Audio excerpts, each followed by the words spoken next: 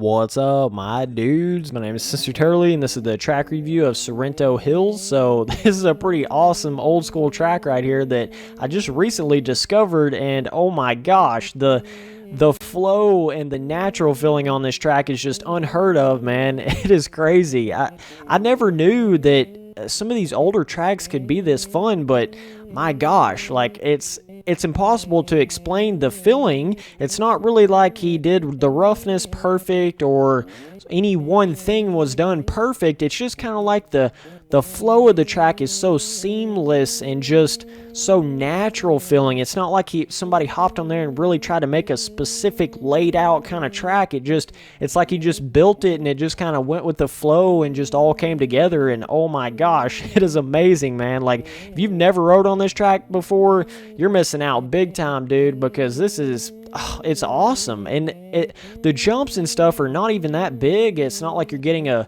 wow factor from jumping a 300-foot jump or anything like that, but it doesn't even need it because every jump has a really cool angle to it, and the way the jump face is built and the way the landings are built, they're very unique in the way that everything just kind of has a supernatural feeling. It's almost like somebody just came in here and built a bunch of random hills and then kind of built a track on it.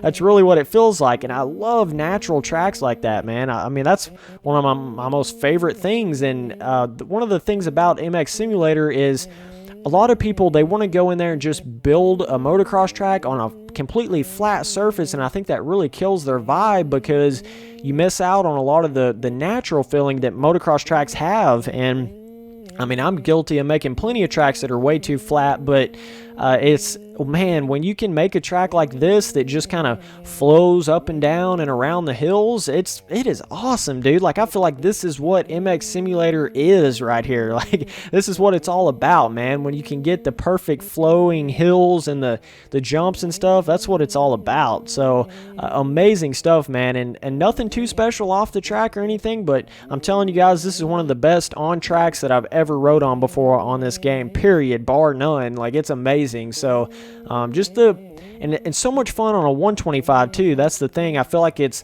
definitely built for more of the smaller size bikes. I definitely would not recommend trying to ride this sucker on a 450 because you're just going to go flying off the edge of the track on a lot of these jumps, because a lot of these jump sections, like I say, they're kind of angled, and then there's a corner right after it, so you got to be kind of careful, and it just makes it a whole lot easier being on a 125 because you don't get that ridiculous speed and momentum that you do on a 450 and just go flying right off the track. So riding a 125 on this track actually fits it a whole lot better. So but it just feels like just one of those totally different tracks, man. Just different than any other track out there, and it's got that kind of local feeling to it, and I almost get a kind of a Hawaii or Maressa MX Parker Brazil kind of vibe from it too, and that's really cool. But it doesn't, I mean, it just has simple rocks and kind of trees off the track that almost look like palm trees, but I don't know if they're really meant to be like a palm tree or something, but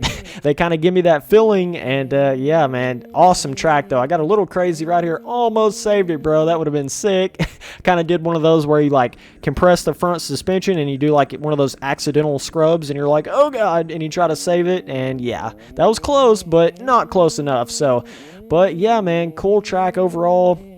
I'm telling you guys, if you've never rode on this track, you don't even know what natural is. I'm telling you that right now. You don't even know what a natural track really feels like. So this is it right here, man. This is awesome. I love tracks like this on this game, and you could still ride on it with a 250F or even a 252 stroke would be vibing pretty good on this track. But once you get on that 450, it's like you got a little too much power for what it's going on with the track. So you kind of get going too crazy on it with a 450, but lots of fun. Love natural jumps. There's nothing like hitting a natural jump, man. I don't know what it is, but those jumps where the faces aren't perfect and the landings aren't perfect, and that some of them are kind of angled jumps and stuff, there's no other feeling like that, man, because it gets so boring when you hit just those perfectly built jumps all the time, and it never gives you a weird kicker or something. Maybe that's just me, but I love natural jumps and natural kickers and stuff like that you kind of get on tracks that are built like that. But anyways, I'm going to give this track, man, I got to give it a 10 overall. And I know some of you guys are sitting there scratching your head like, oh, you gave this track a 7, but this one a 10? What the heck, Spencer? But I'm telling you, there's something about this track. Sometimes the tracks don't even have to be that special, man, but it's just something about this track is amazing. I don't know what it is, but it's awesome. So I definitely recommend all you guys checking it out. And I'm going to say the difficulty, I'm going to say it's about that medium range, because these jumps will throw you off guard if you're not used to hitting natural jumps, and some of the roughness is pretty solid on this track too, so definitely that medium difficulty range. So anyways, I appreciate all you watching these videos, and I'll keep on making them.